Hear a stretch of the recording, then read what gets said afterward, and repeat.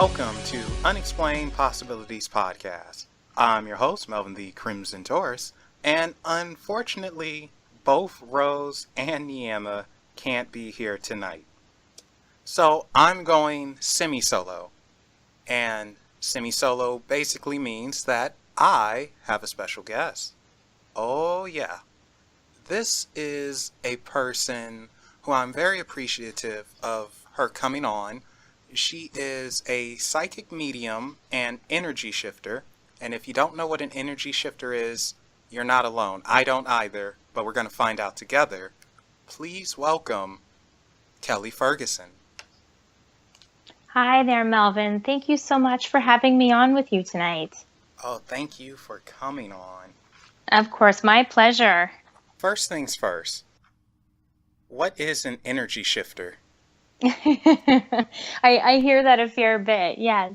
Well, when I talk about energy shifting, what I'm really talking about is the mental energy space, the emotional energy space, and the physical energy space, or even auras, if you will. And what I like to do when I'm helping someone shift their energy is I will sit in these different energy centers and I look at the information that appears to me and see what's working for this individual and what is not working for this individual.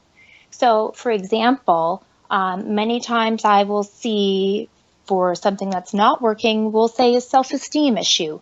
The self-esteem is really low for whatever reasons. And what we do is we look at the information that's causing these triggers of low self-esteem, and you can work with those pieces of energy. And you can look at where it comes from. And if you change that source of how the body or how the energy reacts to that piece, then you can remove it and shift that energy. So you can shift the low self-esteem piece up into high self-esteem or at an appropriate level. And it works in the other way too as well. So for example, someone might be really hyperactive, we'll say, and have an overactive imagination, for example. And maybe it's something that helps them or doesn't allow them to focus properly at work or at home because there's too much going on. If we can look at our mental energy states and see what are these triggers that are causing these thought processes to work overtime, we can help reduce them or remove them from the mental system altogether, and it helps your mind work in a more focused way. Does that make sense? It does make sense. So yeah, exactly that. It's shifting energies. Okay, so that's right. It's almost like you're just an hourglass. You're just turning it over almost in some way. That's right. Well, and there can be very different things that may occur within an individual for whatever reason. And sometimes I don't even know what the information is. It just shows up to me in a certain way, and I just apply energy to it, and it changes naturally. And it frees up the space for what's going on in the individual's mind or body or emotional system, and it just kind of clears the path for things to work in a more efficient and effective way. How do you gather this energy and use it and shift? Do you use crystals or something like that? I can. Typically, if I'm just doing shifting by myself, I will have a client with me, either sitting across from me or standing across from me.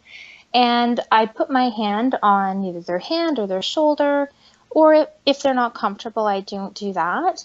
And I just sort of take a step back and I sit in their energy, and I'm going to start getting emotional cues. I'm going to start seeing things in my third eye that say, for example, there's self-esteem here because maybe of a relationship that didn't work out, or maybe issues of being teased when they were very young. And then we need to go back to the source. We go back to the source of, for example, when this person was teased, work with that energy, erase that or modify it in a way to show it wasn't about hurt. It was about learning how to be self-sufficient and have thick skin and change the energy so it behaves in a different way in your body and in your mind. So really, everybody's body or energy system can show up in a different way. Some people's systems will speak to me through my emotions. Some people's systems will show up almost like, we'll say like a dartboard behind them, and then little numbers on the dartboard will light up to say, look at me, I need attention, so to speak. And then I focus on that energy and then ask the question, what do you need? What needs to be changed? And then I wait to see what shows up there, and I address the things as they show up. You're like a metaphysics psychologist. Well, that sounds really fancy and lovely. Thank you. But really, I'm just sitting here and listening to people's bodies and emotions and helping to bring it back into more balance. You not only feel it, but sometimes you can see it. And yes. Was that actually a case where it was kind of like a dartboard? Yes. Yep. It's really just a visual that either spirit or the energy system gives me to help identify what the issues are. And sometimes it'll show up as a picture, sometimes as a number, sometimes as a feeling.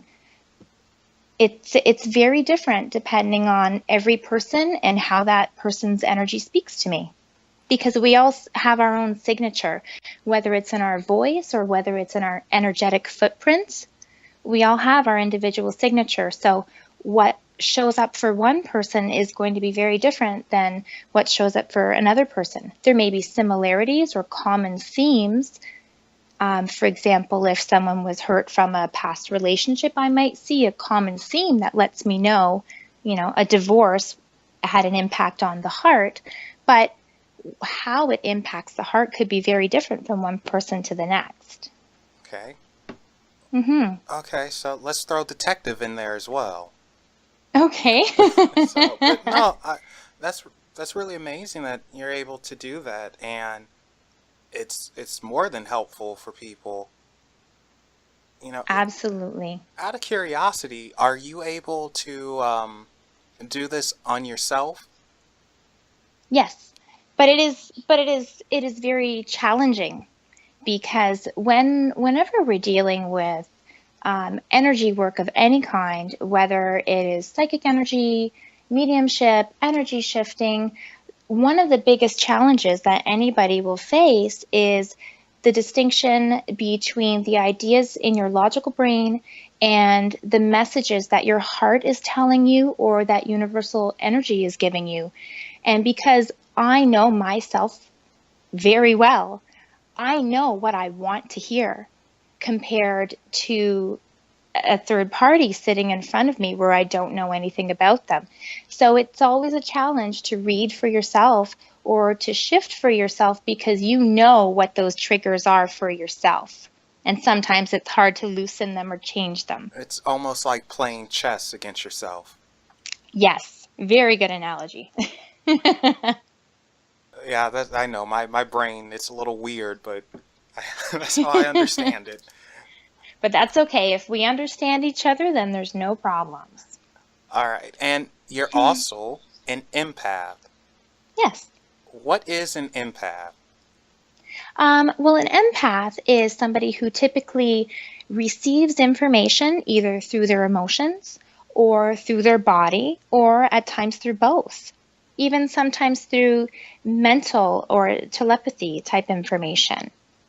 So there's many different ways that an empath can receive information, but ultimately it means receiving messages and information through feelings, whether it's physical or emotional.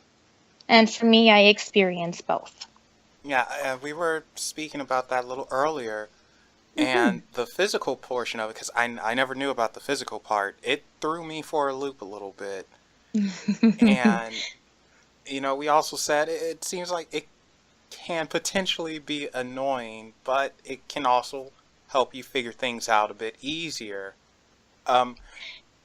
Without giving, like, any personal details or anything like that, have you ever had, like, a client who maybe had a stomach ache and you felt it and you're just like, oh, why today of all day?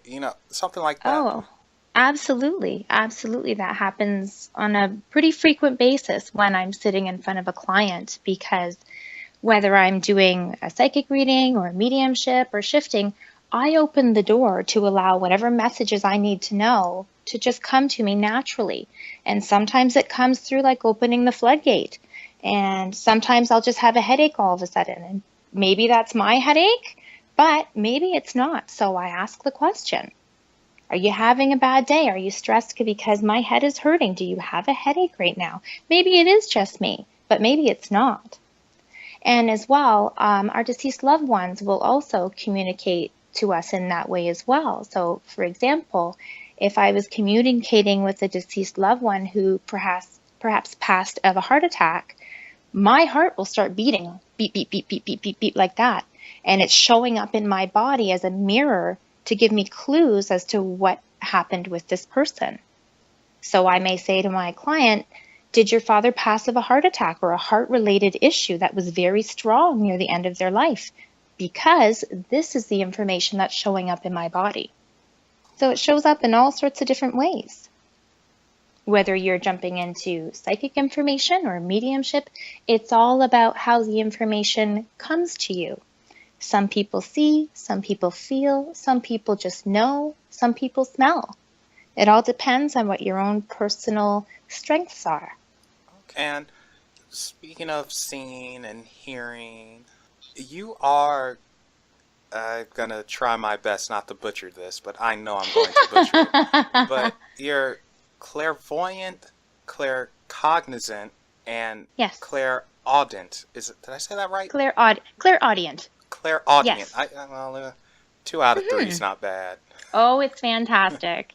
So clair is really the word clear at the end of the day. So when we're talking about the clairs, we're talking about how does the information come to you? Do I see things? Do I feel things? Do I hear things? So clairvoyance is clear seeing or clear visual. So whether your messages are showing up as seeing something in front of you by your physical eye or seeing something in your mind's eye, you are clearly seeing a message of some sort. Whether it's claircognizance, so clear knowing, the idea just showed up in my mind all of a sudden, and I know it so thoroughly and so deeply to be true that it's undeniable. That's claircognizance. Clairsentience is another word for being an empath, so clear feelings, senses, right? Clairsentient, so feeling, emotions, feeling physical ailments. And then clairaudience is clear hearing. So whether you're hearing a voice or a sound with your physical ear, or whether in your mind you are hearing a song being sung to you, for example, those are all examples of clear hearing. And spirit, energy, deceased loved ones, spirit animals can all communicate to you through your clairs. And some people will be stronger in 1 or 2, or maybe just 1. Some people use them all. And again, it comes back to what our own individual talents are and what we open ourselves up to. So for you, which one is strongest? The 2 that are strongest for me would be clairsentience, which is empathic ability, and clairvoyance, so seeing. And when I see, I usually see in my third eye or in my mind's eye. I do as well see physically with my eyes, but not as much. I would say probably about 80% is with my third eye and maybe 20% with the physical eye. Okay, so you mentioned the third eye several times now, and I'm sure a lot of people actually are familiar with the term the third eye. A lot of folks may know it from Egypt. They say the Eye of Ra or the Eye of Horus. And of course, on the other side of the spectrum, people know it as a symbol of the Illuminati. It's on the $1 bill, Yeah, definitely. What context are you using the third eye in? For you, what is the third eye? For me, that is my sixth chakra. So the chakra that is right on your forehead, in between your eyebrows, when you concentrate and focus or meditate, sometimes you feel like you have some pressure in that space. For me, that is the third eye that I'm referring to. Okay, and it's where your pineal gland is. That's right. Yep. Now, I actually have a little thought on the pineal gland and the third eye, and it's complicated. It has nothing to do with this, but pretty much I believe it's what gives us our dreams, and our dreams aren't actually dreams per se. It's more or less us peeking into a possible different dimension, if that makes any sense. Because what if there are multiple dimensions and multiple us, if you believe in the theory of the multiverse, Yep. and when we dream, we're actually experiencing memories or the lives of another us in another universe, so to speak. Yeah, absolutely. Absolutely. We can be living in 3D or 4D or moving towards 5D consciousness, for sure. Yeah, so I think the third eye and pineal gland, like, I think it's the key there to peeking into other realities. It's just, unfortunately, us as humans, we're just so distracted by everything else, we don't pay attention to it. Oh, 100%. And it's funny because I feel like the way that we go about our daily lives is not conducive to connecting with the universe, with our angels and guides, because every day of every moment, we're go, go, go, and we're thinking, thinking, thinking. And no matter what you're doing throughout the day, you have a million thoughts going through your head. So even if I am at home cooking supper, I'm also thinking, what's going on for tomorrow? What do I need to plan for? Oh, I haven't talked to my brother lately. When's the last time I reached out to him? Oh, shoot, did I take out the garbage? There's a million tasks and ideas going through your head at all times. And for me, connecting with the universe and universal consciousness, God, however that speaks to you, meaning whether it's Buddha, Allah, Vishnu, Mother Earth, Gaia, spirit animals, it's kind of irrelevant because the common denominator is source love. But I really feel that when we get to the point where we can train ourselves to slow down these ideas of our daily tasks and daily functions and ask that information to stop, then we clear the path to receive the information and messages that are intended for us in our highest good, to lead us on our path in life in a way that is smoother and easier and less painful, while still allowing us to learn the lessons that we need to take with us moving forward. I'm telling you, you're definitely a psychologist. No, you know how to speak so well and explain everything so nice and fluidly where everyone can understand, and it makes a lot of sense. And when you speak, people are going to listen. Well, thank you. So, I hope that it's valuable information, and if it makes sense and it resonates to people, even if it's just one or two people, then I'm doing a good job. Not everybody is going to take the information, but to those who are willing to take the information and explore, then good for you. And I don't see any possible negative things coming from opening yourself up to your God consciousness, to your universal consciousness, and seeing what is out there in your highest good. so something that I've noticed with you and a few other people I've had on the podcast is you are very close to nature. Mm-hmm. Like, that's your thing. Where does Oh, this come from? I think it just comes from the core of my very soul, and I don't know if that sounds very flowery and all of this, but I've always felt so connected to Mother Earth, to the trees, to the animals, the flowers, everything. it just speaks to me like a vibration, even down to my four-leaf clovers. I've got a huge collection of four-leaf clovers that just appear to me because I just feel the vibration, and my eyes just go to certain spots, and it just connects with me. It's a lovely, lovely connection to have, where you can walk the earth and connect with all these other beings and energies around you. It's very comforting and loving, and it really is home. And I think for the people who can connect with Mother Earth in that way, they can resonate with that so truly, that this is home. Now, can you feel the energies from plant life? And Oh, for sure. oh, you Yes. can't. Okay, like what does that feel like for you? Well, I guess it depends on the individual plants, because they all are unique, just like us. It's like they all have their own personality. They all have their own characteristics. I don't speak to plants as if I'm speaking English, for example, Well, I speak to but if plants, so I mean, well, I can speak to plants, but they're not speaking English back to me, right? yeah. Yeah. Like, for example, I have a herb garden and I have herbs in my home. And if I want to use some herbs in my cooking, I will ask my basil plant, may I please take some of your leaves so that I can nourish my body and the bodies of my families. And I wait for a response, because essentially I'm taking part of this being. So I need to ask permission. I never thought about it like that, because plants are living beings just like us. And oh wow, oh, you're making me feel guilty.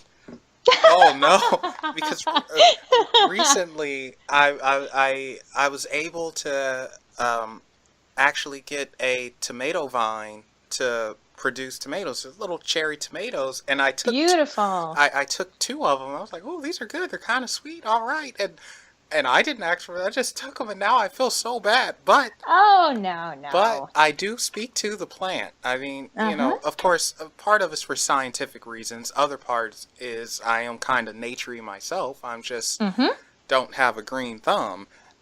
But Well, maybe you do, actually, if you're getting your tomatoes to sprout now. yeah, maybe. So, but I did not ask for permission or anything like that, and I feel kind of bad now. Oh, don't feel bad. But, and I'm sure that the majority of the people in the world do not do that. But it's a very respectful thing to do, in my opinion. Well, yeah, because science has actually proven that in this one particular study that the plants, they do communicate in a strange way, and they actually like soothing noise. They like being touched, but in a calm way. Yes, And not in a threatening way. yeah, so it's amazing. It's like, oh wow, you do have feelings and stuff. You're not just some inanimate object that's just here. No, it's No, absolutely. And like we had touched on earlier before, we are all from the same source. We are all born from the earth, and when our days are done, we will all return to the earth. And this is the same thing for our animal friends, for our plant friends. We are all from the same source and made from the same source and returning to the same source. So we all need to love and respect each other, because we are all connected. We are all one. You're opening my eyes again. But yes, don't be afraid to go into the produce section. You are not doing anything terrible by going into the produce section. You don't have vegetables screaming behind your back. No, it's not that case. It is more of a respect piece, and it is a very nice vibration to create within your home if you do have plants and herbs that you take for your cooking, to respectfully ask for an offering. Just like as well, our native friends, if you take from the earth, you need to give back. So, for example, if you take some sage in order to perform a ceremony, or to, do a cleanse by smudging with sage, it is right to make an offering back to the earth of tobacco, to replenish and to give back what you have taken. So it's a very symbiotic and reciprocal type of a vibration and energy. in the back of my head, now I'm going over all these things, and I'm like, oh man, because I have onion plants here, and the green onions. And I really hope they don't hate me, Yeah. right? I mean, I'm listening to what you're saying, of course, but now it's just in the back of my head, so I'm always going to be a little self-conscious of that, so I'm always going to say something now. Yes, yes.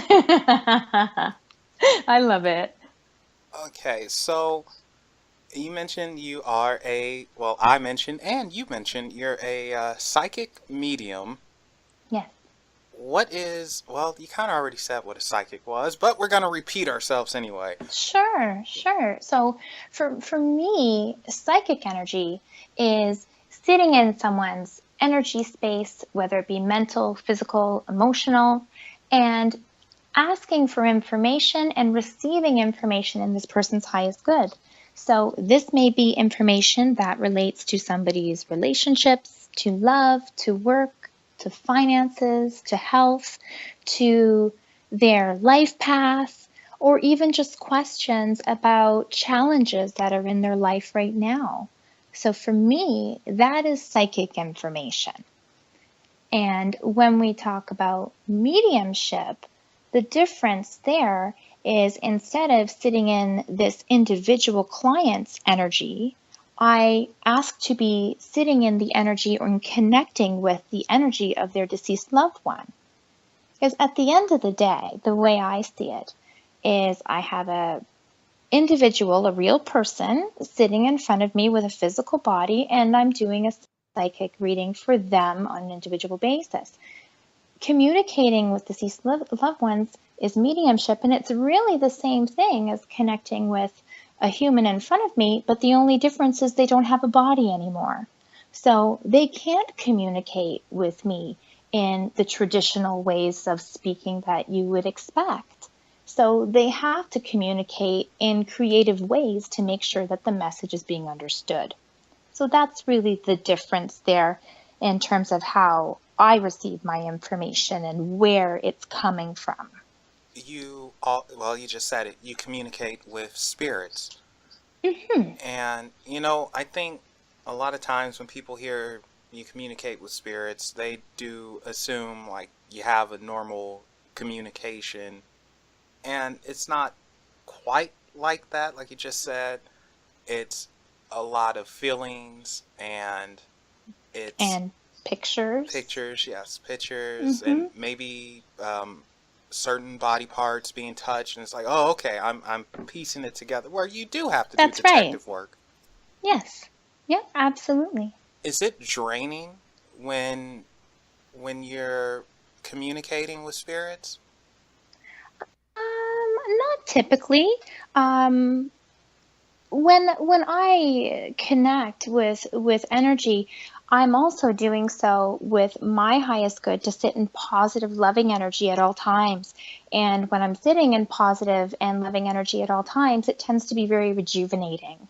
Now, just like anybody else, of course, if you're working a long work day, and let's just say I've done, 5 or 6 readings in a row, then certainly I'm a little bit more tired than I was, 6 hours earlier. But the act of doing readings and receiving and interpreting information isn't really draining in itself. Sometimes what can be draining is if the person I'm assisting has a lot of emotional hurts that I'm feeling and I'm sitting in, and that can be hard emotionally because I'm feeling their same hurts. That can be draining at times, because certainly anybody's feelings of hurt and pain is going to be draining for them. Now, I don't know if you can actually answer this. I don't think anyone could really answer this. But do you know what it's like on the other side once we shed our physical bodies? Well, I don't know for sure because I haven't been there myself. Based on some of the information that I've received through readings, from angels, from sharing with other light workers in the community that I've come close to, what I believe happens after you pass is you are gently escorted up towards the light, the universal light of consciousness and love. And for the first couple of days, you're kind of like a free spirit, kind of like a bird who's been let out of the cage and flying around and enjoying your freedom, enjoying feeling this overwhelming presence of love, having no physical ailments or harms that hurt you. And after you've had a short amount of time to enjoy that love and that peace, you are gently escorted into what I would call a healing and review room, where you sit with your angels and your guides and your highest good, and you have an opportunity to review your life and the things that you did well and the things that you could have done better on. And you have an opportunity to heal yourself and learn your lessons that haven't been completed, or start to put these pieces together so you can kind of become whole and look at your human experience and say, I understand what I was supposed to achieve and receive through this journey to earth here in this soul right here. After that point, I believe you get an opportunity to decide, do you want to go back to earth? Do you want to learn more lessons? Do you want to assist more people?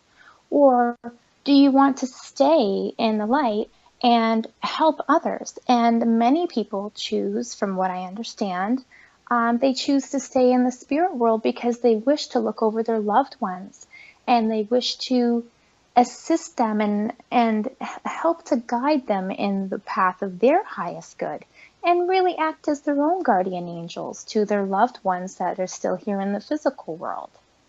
And when I look at it from that perspective, I really believe that that's likely the case of what happens when our physical body passes away. We get that opportunity to join that loving, pure energy, and then get an opportunity to assist even more now that we don't have the confinements of a physical body to limit us. Does that make sense? It does. And then, this is awfully telling of me, but I don't want to be reviewed. Let's just forget some of these things that happened and mum's the word, right? Exactly. Like, look, hey, come on. I enjoyed my life. Isn't that good enough? Absolutely. Yeah, there's I don't think that every little chapter is going to be revisited in quite the detail that all of us, don't want to go to. But it's those big lessons, those big hurts, and the times when we can bring forth real change for ourselves or for others that are, I think, the items that get reviewed in more depth than whether or not you ate too many pretzels on a Saturday night. You know what this sounds like? It's this movie. It starred Albert Brooks and what's her name? She's a blonde, Meryl Streep. Yes. And what was the name of it? What was it? This is gonna bug me until I remember the name. Oh no, I can't remember the name. But they passed away. They were in the afterlife, and they had to pretty much review their life to see. Well, this was based off of intelligence, kind of. Like, the most intelligent beings were the ones who helped with the review process. It wasn't any type of, like, bad thing. It was just to see what you learned and if you lived a life without fear. And if you did, you move on. If not, you relive your life and try again or something like that. It's actually... Is that defending your life? Is that what?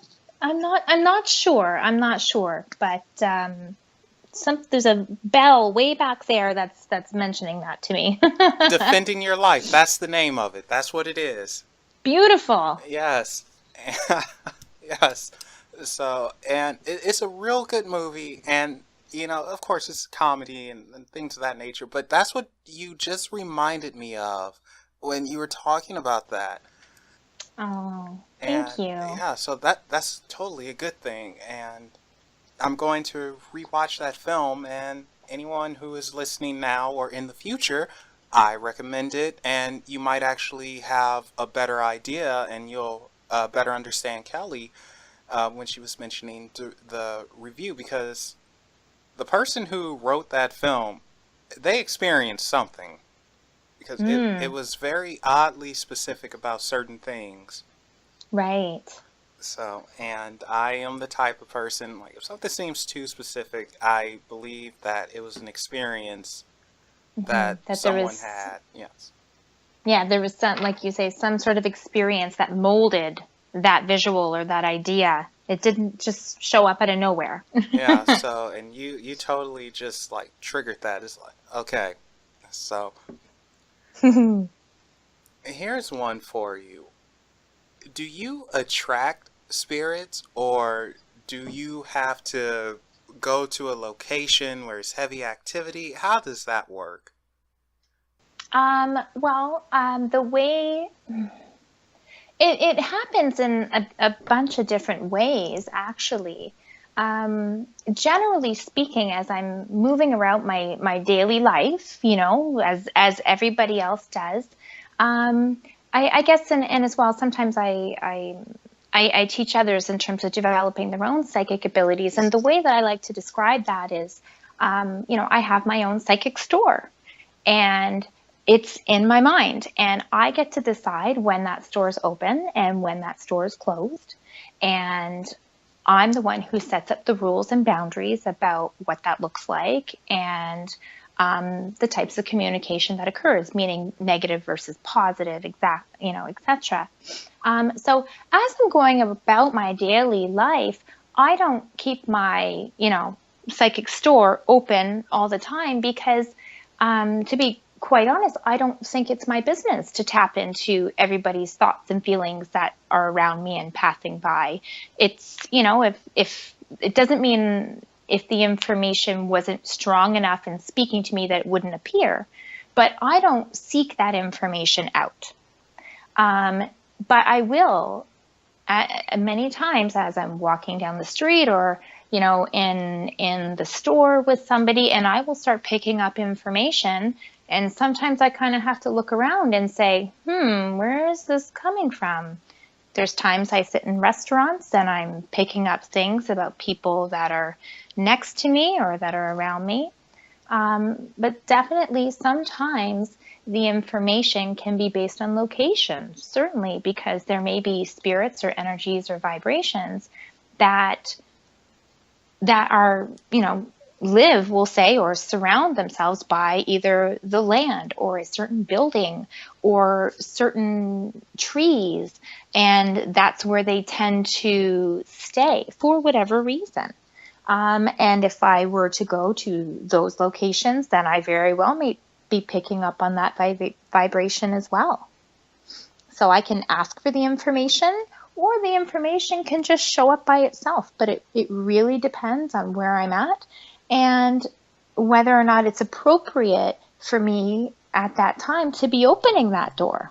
Does that make sense? It does. I actually once explained it to a person, like, think of yourself like a lighthouse, and there you are looking out into sea, and it's the vast darkness, and that light turns around and it's a beacon, and it's like, oh, look at that, I could see something. Let's go over here and see what we can find, almost like that, in the form of attraction anyway.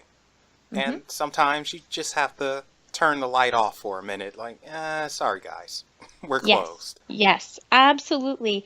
And, for anybody who is really starting their journey, and I, like I said, I've mentioned this in some of my psychic development workshops, where I tell individuals, you need to decide what this looks like and what the terms and the conditions are of you receiving information, especially at the beginning. So, for example, one of the rules or boundaries you might want to set up for your own personal psychic store is, don't come to me when I'm sleeping, because I'm not comfortable with that. Or maybe don't start communicating with me when it's in the dark, because I'm not comfortable with that. And those, although it may sound silly, those are very reasonable and healthy boundaries to set up for somebody who is learning how to communicate and what's appropriate and what's not appropriate. You get to decide what the rules and the conditions are. And because you're dealing with spirits of kind, loving energy, they are going to want to make you comfortable and help communicate with you. They don't want to scare you and intimidate you. Any sort of being or energy of the highest light and love will only support you in the best possible way. And if that means coming back at another time when you are comfortable, then they will be happy to oblige with that. Now, sometimes you may have a spirit who really feels they have a need. And although they respect you as an individual, still kind of show up to the party and say, hey, what's up? Nelson, what are you doing back? It happens. And it's not to say that they're a bad spirit or anything. They just have a need like we all do. Sometimes, when your child tells you, I really want that cookie, and, you tell them no, and sometimes they just really want, so they ask again. You almost can't help them in one way, but you have to look at the intention. Is the intention positive or negative? And in most cases, it's going to be positive. So, yeah. Now, why does it seem like some people have this ability and others are just like a brick wall and just get nothing? Well, I think one of the biggest challenges is going back to what I said, something similar in the beginning of the challenge between the logical mind and the heart or the spiritual mind and the function that the ego plays here. Because I remember even when I was a little girl, I would see, psychics on TV like Sylvia Browne or John Edwards, for example, and I would see them and be like, wow, I wish I could do that. That's amazing. Holy cow. But I would look at them and see, there's no way I could do that. But that's my ego speaking. That's that fear-based energy saying, no way could you do this. You're not good enough. You're not smart enough. All of the stuff that fits into that bucket.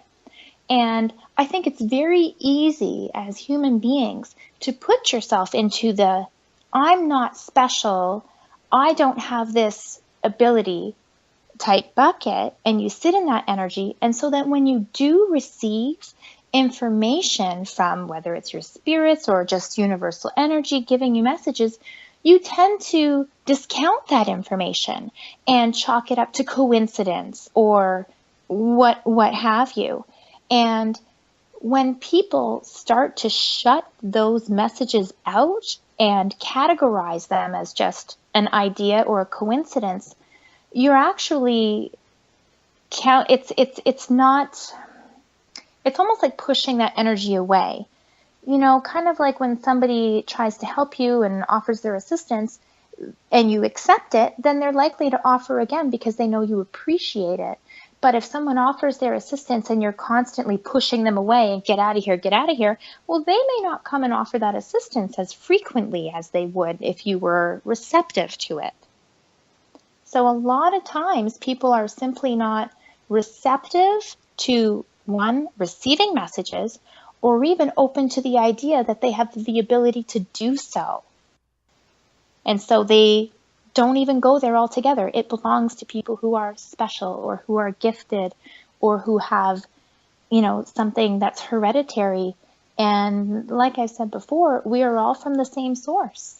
We are born from the earth and we will return to the earth. We are all made from the same stars. So there is no reason why we cannot all connect with this universal energy and practice how to hear those messages that are in our highest good. How and when did you find out about your abilities? Well, it's been quite an evolution, to tell you the truth. The first time I remember seeing a physical spirit in front of me and seeing a physical spirit in front of me and knowing that it was a spirit and knowing that I felt safe, I would say I I'm going to say about 11 or 12. And prior to that, I just felt things. Like I said before, I'm an empath by nature. I pick up on people's feelings, ideas, physical ailments, and I just assumed that everybody got this information. If I knew when someone was sad and why they were sad, it just made sense to me. The wires just all connected in my brain. And so when I started to see that other people weren't putting two and two together, I thought, oh, that's really weird. But as I got older and spirits started to show themselves to me in different ways, I really couldn't deny this anymore. And I remember very vividly this first time that this happened, seeing a spirit. As a child, I was in my family home. And I remember seeing a spirit start. My bed was kind of in the corner of my bedroom. And I remember seeing this spirit walk from the left, where my left foot would have been at the corner of the bed, and walk all the way around and up towards where my head was. And it looked almost like, when you have a flame and you move the flame, it kind of trails behind. Mm-hmm. This is kind of what it looked like. It was like an orangey yellow figure that kind of had these little trails moving off of them, and they just moved right from my feet to my head. And as soon as they got to my head, it disappeared, and it was instantly at my feet again, and just did, I don't even know how many passes over my bed. And I thought, oh my God, what the heck? And of course, I'm consumed with fear because this is not normal. This does not show up for, And I remember pulling the covers over my head and cowering under my covers. And for some reason, I remember saying to myself, or maybe it was, spirit speaking to me, but I remember this voice inside me saying, wait a minute, you're not being hurt. No one is trying to touch you or cause you harm. In fact, I feel fairly calm. Maybe nothing's wrong here. And I remember pulling the blankets down, and that image was gone. And I remember seeing a really, really bright light right in my room, and a very bright source from the middle and moving outwards. And I just felt that it was my grandmother. I could see her in my mind's eye. Her energy just kind of came to me. I could picture her, and I just knew in my heart of hearts she was coming to me and telling me that everything's all right. And I knew at that point it was safe for me to communicate with spirit. I was starting to see tidbits of how they show themselves to me and how they communicate to me, and started my evolution of learning through trial and error of what a lot of these things are.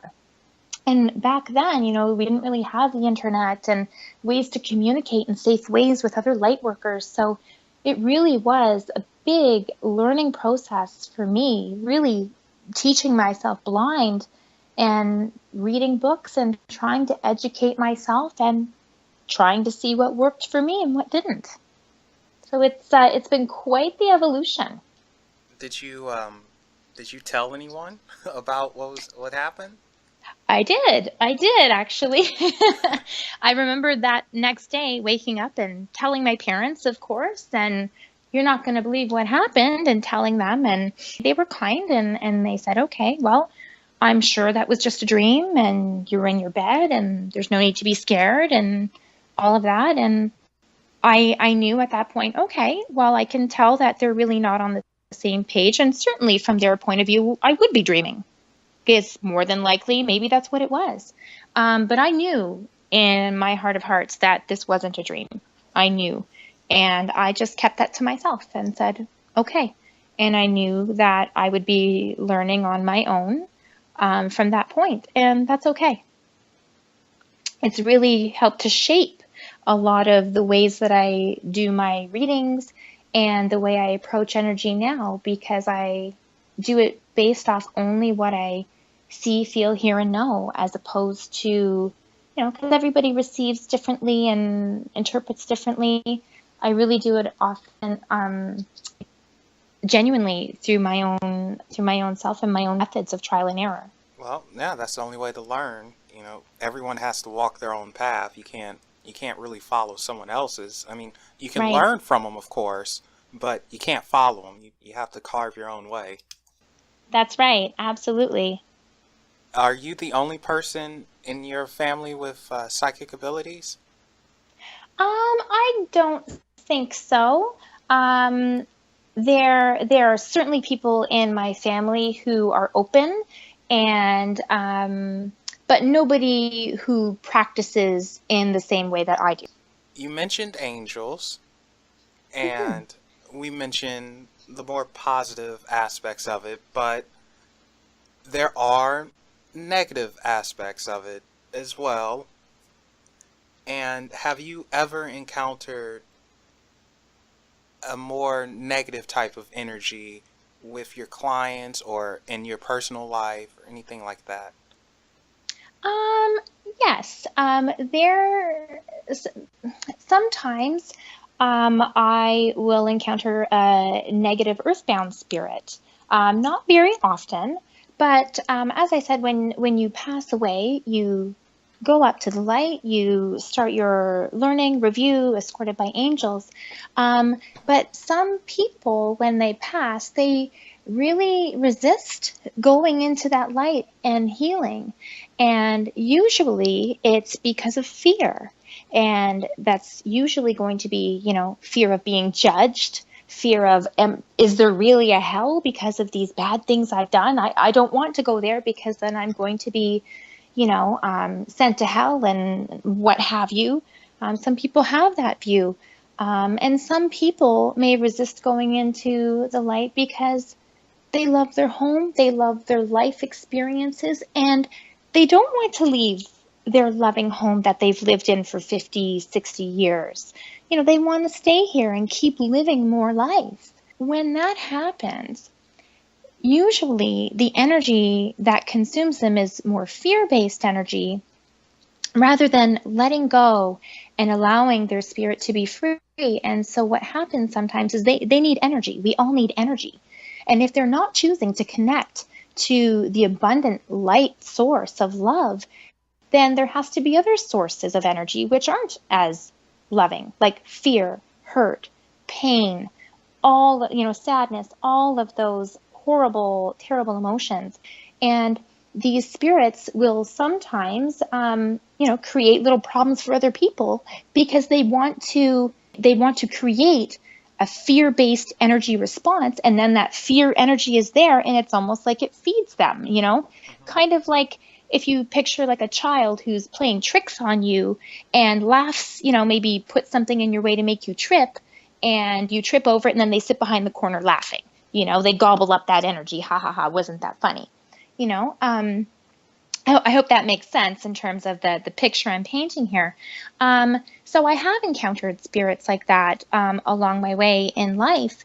And what I have done is I have learned to not judge that energy right away, because immediately, the fear, the hurt, all of this makes you want to go, oh, this is bad, terrible, run away. But lots of times I find this energy is just the front-facing energy, just the hat they wear, the mask they wear, for lack of a better term. But underneath that mask is somebody who's hurting because maybe I miss my spouse and I can't find her here in the physical world and I don't want to let go, or because I'm scared of going to hell, or scared of, I've done all these bad things in my life and someone's going to punish me, so they just sit in that energy instead. Um, but no, I tend to remove the mask, or at least try to remove the mask, and say, what do you really need help with? And we can call on angels and guides to help escort this individual to go up to heaven, to be surrounded by their loved ones, to go through the healing process, and to stop feeding on fear and negativity, and to go to that abundant source of light and love. I remember one time in particular, I was, lying in my bed, going to sleep, and a very scary face just appeared right towards me in my third eye. So that means, in my mind's eye. I didn't see it physically with my eyes. It just showed up in my mind. And it was a very scary image. It would look like something like a from a horror movie, like one of those scary people from like The Ring or some nonsense. Very scary to me. I don't like that. Gotcha. You're like But Niema. She doesn't like that stuff. it's not for me. Um, but anyhow, this image of this very scary face just whoom, flashed right up in my face, very, very close, inches away from me. And of course, my immediate reaction is, oh my gosh, right? But then I had to stop myself and say, okay, don't panic, because I know I'm safe. I'm surrounded by light and love and all of my angels and guides and guardians. Nothing bad is going to happen to me because I am a servant of light and love. And so I asked the question, what do you really need? What can I help you with? And that's when I got the information behind the scenes of the hurts that were internal, but manifesting as a fear-based energy. So when you can have this exchange and this conversation, for lack of a better term, and help convince this energy to move forward into positivity, then it really changes the whole landscape for them. And you can help them heal and move forward and release that negativity. And then they do go to heaven or to salvation or to the light, whatever term you're comfortable with. It sounds like a lot of times it's just a big misunderstanding about things, and It can be. yeah, it also sounds like they want attention. For sure. Yeah. Absolutely. And sometimes it's just like a little hello. I'll hear little knocks on my door here and there, or certain things show up, lights flicker. Sometimes there isn't a specific message. Sometimes it's just a hello, I'm still here watching over you type message. And it's funny, speaking about that, and how we were talking about how, do you have to be special to be psychic? Do you need to be born with these gifts? No. And in fact, when we talk about people learning and, we'll say exercising their psychic muscle and trying to develop things, I would say the majority of the messages that I receive on a daily basis are not these big bang prediction type things. So many of them are just tiny little tidbits of information to help you along your way on a smooth path. Whether that means today I'm going to not have milk in my coffee because maybe the milk was bad that day, or maybe it's make a left here instead of a right because I'm going to avoid the traffic jam over there. Sometimes it's not about predicting these huge things, and it's just these little hints and tips that help you along your way to have a beautiful, fantastic day, and to help navigate you around some of the barriers and challenges that you may not have to face. I could see that. That makes sense. I mean, usually it's the smaller things that add up to more anyway. Absolutely. And there is an ice cream person coming by, so you guys might hear that bell Hooray! in the background. So, See, it's the little things that count, right? exactly. Like ice cream. I feel dumb saying this, but recently I found out that ice cream and sherbet were two different things. I always thought sherbet was just ice cream, but no, they're two separate things. As it turns out, right? Yeah, so that totally threw me by surprise, and I was like, so wait, I don't actually like ice cream? I like sherbet? What? I was so confused by this for the longest time. It's so dumb, but it's like, oh wow, my mind was blown that day. But that's okay. We're free thinkers and we don't discriminate against frozen treats. We welcome them all, whether it's ice cream or sherbet. It's okay, right? Exactly. That's right. Whether it's mint chocolate chip or rainbow sherbet, I love you both. Everybody's welcome in the cone. All right, so I'm about to ask you something that people, they will usually frown upon. And Okay. I just like asking this of my guests, mostly because of Rose, my other co-host, Okay. and her background. Extraterrestrials. Yes. Have you had any type of contact with them, and do you even believe in them?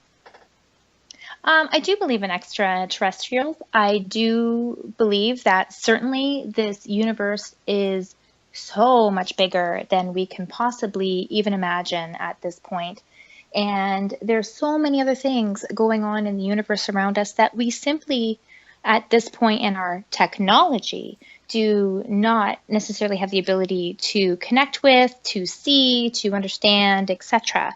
But definitely there's a lot of things going on out there in our beautiful stars, and I think it's similar to what happens here on Earth in some ways. What I mean by that is there's some positive things, there's some negative things, and we're constantly learning and moving, and there's evolutions all over the place and around us. So it'll be really interesting to see in the next little while what information is shared with us. Uh-oh, you said next little while. Do you know something we don't know? I don't know something that the rest of us don't know, but you can feel it. It's in the water. So have you ever had any contact with them? No, not me personally. No. Okay, but not that I'm aware of. But I am going to quote you when you said there's something in the water, and we're going to go with that. Who knows? Maybe disclosure is right around the corner. Well, a lot of times we feel things before they are shown to us or, officially delivered. But, I think that there's so much more out there that we don't know and understand. And I think the first step is putting that hat on to believe that there are other beings out there in this huge galaxy and star systems. And we can't discount anything simply because we don't see it, feel it, hear it, or know it. A lot of times people, they do say they have to see it to believe it. And I say, use your imagination to believe it. Of course. Believe me, I mean, you can't see air, but we know it's here. Something's keeping us alive. That's right. I know I got that cold from somewhere. And I didn't see the bugs. I didn't see the germs, but we know they're there. This is another one that might seem a little dumb, but in the more hardcore religious groups out there, they will sometimes say that mediums, channelers, clairvoyants, all that type of stuff, the paranormal, supernatural almost, is a type of devil worship, or you made a pact with the devil to get these abilities and you're not supposed to have them. It's pure evil. Right. I want to clear this up right now. Okay. Are you an evil person who's planning to take over the world and eat hearts? If we're talking like chocolate Valentine's hearts in those beautiful shiny red foils, absolutely, I'm down. Anything outside of that, no. I don't communicate with negative spirits or tap into that information. I've not made any pacts with any negative information in order to try to receive information that I otherwise ought to not receive. I'm a firm believer that we all come from this earth, we all come from the universe, we are born from these stars, and we will return to them when our days are done. And out of all the positive and loving and beautiful creative things that this world and this universe creates, there is certainly room for us to be able to use all our senses and abilities to be able to know what our highest good is. I mean, how many times do you hear people say it was just this gut instinct that made me go left or right, that made me know I knew this individual, that, made me go to an extra doctor over here, and this is the person that helped me. We all have this ability in us, and it comes from a positive, loving place, because if it didn't, it would lead us to negative things. So we all have this ability, and even though we have different religions across the globe that, will challenge each other and argue certain facts or what have you, or principles, when I'm a firm believer that if you look at the core of all of these religions, the core of the lessons is about love and respect and compassion and understanding. And when we sit in a place that comes from that source, it can't possibly be negative. And if somebody, and I certainly have been told over the years, this is not allowed, and anybody or any, you even trying to connect is the ultimate sin, etc. I don't believe that to be the case, because I know in my heart of hearts the feelings and the emotions that I receive are only positive and loving. And I'm not going to turn that off. Especially since it happened so naturally, It's not Mm-hmm. like it's not like you didn't murder someone to get this. I mean, No. this. And I didn't go to psychic school and get my diploma, right? No, definitely. And, when I also look at it from a different perspective, for example, religion, there are some religions that may say, for example, if you weren't baptized, you are going to go to hell, just as an example. But, there's going to be tons of human beings in this world that for whatever reason, whether they live in a remote area, whatever reason, that don't have the knowledge of religion, who aren't taught religion, who don't live that principle. These schoolings per se, does that mean by definition or by default that these individuals are damned to go to hell? Of course not. I mean, that wouldn't be a very loving, nurturing God to just punish somebody simply because of lack of education or opportunity. Does that make sense? I agree with you. No, that makes a lot of sense. It's similar to what I say. Actually, it's funny because I mentioned something like this on last week's podcast. And I said, like there's a tribe somewhere and they have to sacrifice, or in their minds, they feel that they must sacrifice some virgin to the volcano to please it so it doesn't erupt. Right. And, like, does that make them bad or evil? No, they're just unaware, and they're doing what they feel they need to do to survive. But that's right. Doesn't make them evil and stuff like that. This is what they know. They are just doing what they feel is right based on whatever principles they have been taught throughout their lives or their culture, and that is what it is. It doesn't mean the source that information is coming from is negative, or that they are doing something negative. I'm a firm believer of intention. And there are people who can do, you don't have to be psychic or a medium to have, negative intentions. There's all sorts of people out there who like to cause trouble, who like to cause pain, who, whatever that case may be. And for whatever reason that is, doesn't mean they're necessarily a bad person. Maybe more along the lines of they're hurting and making poor decisions and choices. Doesn't mean that it's the root of evil, per se. So, they're glad that's cleared up. And now we know you didn't... I'm safe. Yeah, you didn't sell your soul to the devil or nothing like that. Nothing like that. No. But like I said, all those chocolate hearts in the beautiful foil, they're all welcome. At any time. Like all things in life, there are fakes out there, and these people, they take advantage of actual folks who are looking for advice or healing or maybe some type of direction in their life. Is there any way to tell a fake from someone who's authentic? Sometimes yes, sometimes no. One thing that I have heard through, friends and acquaintances who've gone to, see other psychics or mediums, that sometimes this psychic or individual will say, okay, give me your phone number and your name and your address, and then I will call you back with an appointment. And perhaps that gives this individual the opportunity to do a little bit of digging and research. Maybe they would find something, maybe they wouldn't, for example.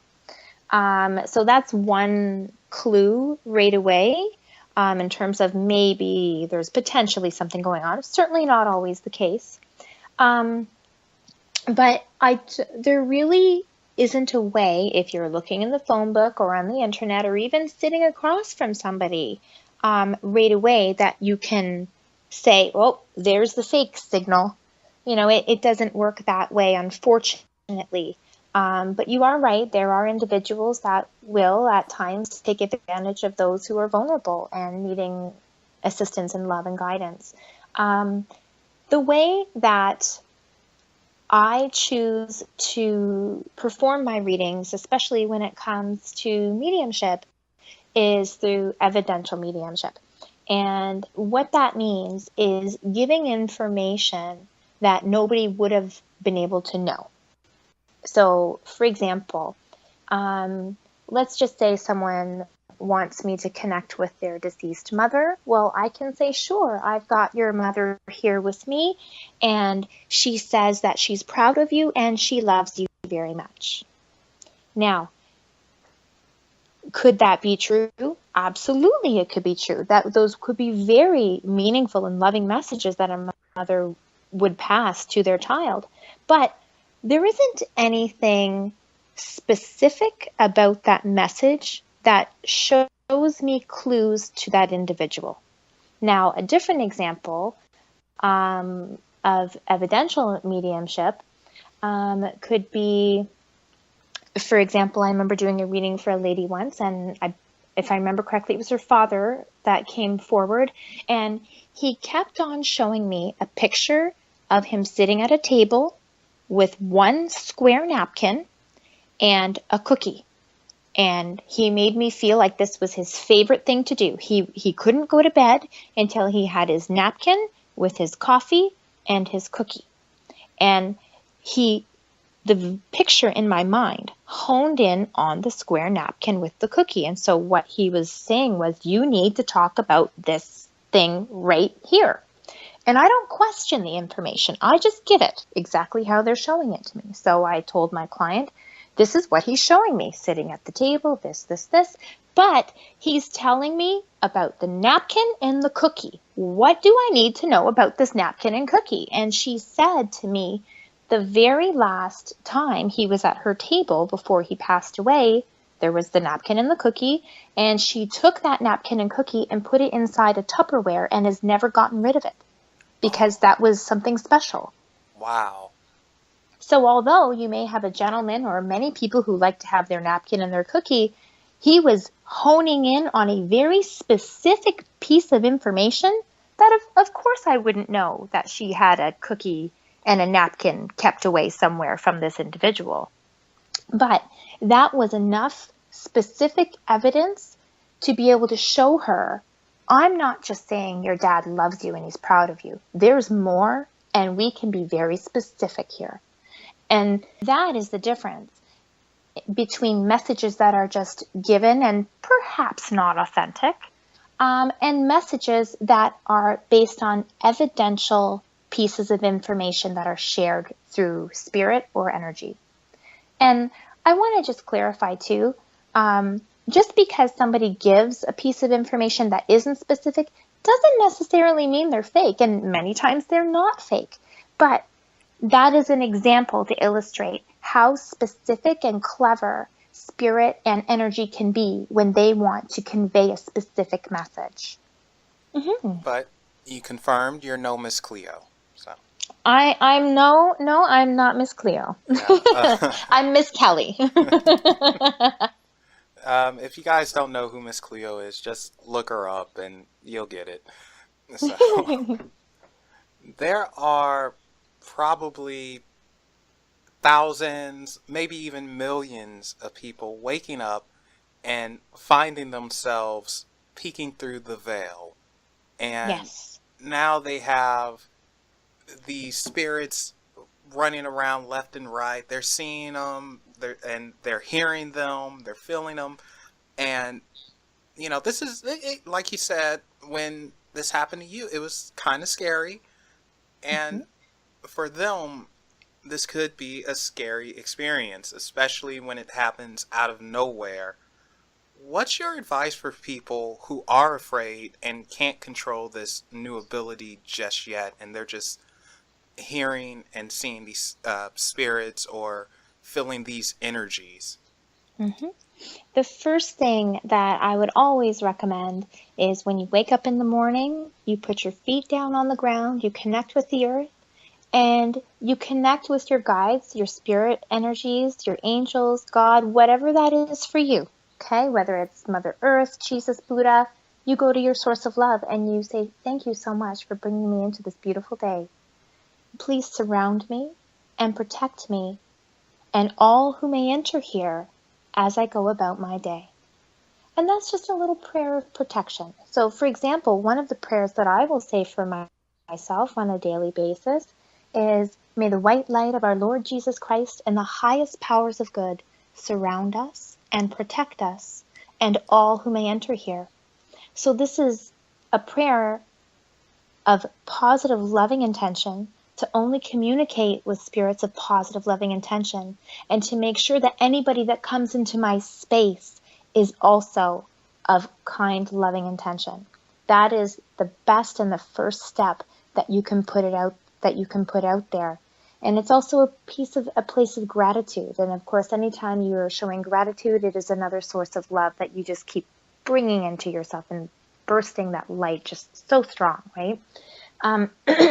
But when I was talking a little bit earlier about, your psychic store and you set the rules, you set the guidelines, this is something that's important that you really should do. So if, for example, you are starting to see, feel, hear, know information and you're not comfortable with that yet, that's fine. You can say to your spirit guides, to God, whomever you feel comfortable with, you can say, I'm not ready for this yet. Please hold back giving me this information. And they will, at your request. Or you can ask them and say, show me the information that I need to know, but show it to me in a way that I will understand and that will not be scary to me. You can make these requests and they will absolutely do it. The key is most people don't know you can make these requests, so they never do. They just let all these things fly around them and they open up themselves, and then the spirits go, oh, okay, cool, look at this. Someone else can understand me. And then here you are going, oh my God, what's all this stuff I'm seeing, feeling? Oh my God, oh my God. And there is no trying to understand at that point. You just feel bombarded and overwhelmed. And that's when things start to feel scary. So start small. If you're experiencing something that you're not comfortable with, say, I don't want this. And your guides and angels will be more than happy to make sure that you're comfortable. Some other beautiful sources to call upon for protection and guidance is always going to be Archangel Michael and Archangel Raphael. And Archangel Michael is pretty much the top dog angel, we'll say, up there. He has his band of angels. He can disperse angels. He can come to anyone at any time all over the universe. He can be with me at the same time as he's with you, as he's with other people in other areas.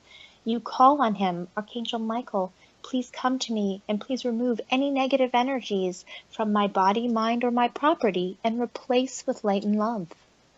He will absolutely oblige. Same thing with Archangel Raphael. He is more about healing. Archangel Raphael, please come to my side. Please remove any negative energies within my body, whether it be mental, physical, or emotional, and replace with light and love. They will never do you harm, and they will always be the strongest advocates for your love and peace and comfort. That's good advice. I'm glad that's useful. Yeah, it's more than useful. That's actually something that's going to be put into action. Good, fantastic. And the more things like that you put in action, the more the universe looks at you and goes, oh, okay, they're ready for a little bit more. Let's do step number 1.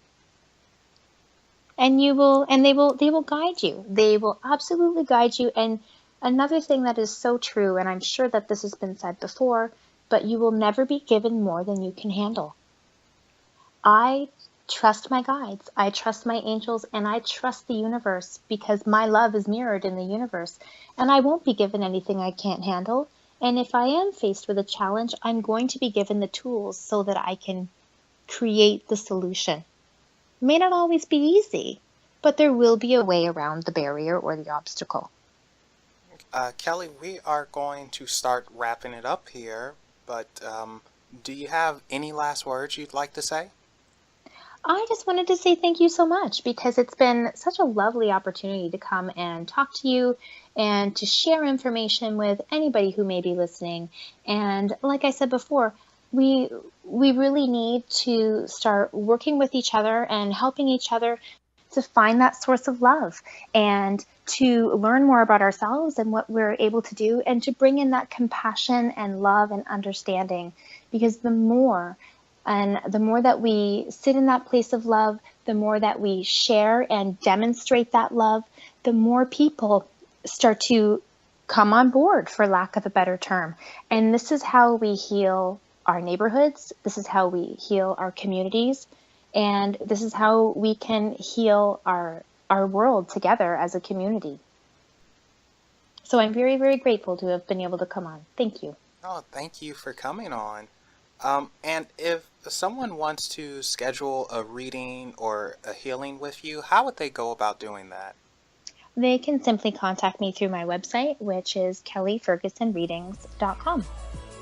And I'm also on Twitter and Facebook and Instagram. So I'm certainly out there and available for anyone who needs assistance. And those links will be in the description below. Thank you. Thank you so much for coming on, Kelly. I learned quite a bit, and I'm sure our listeners learned quite a bit as well.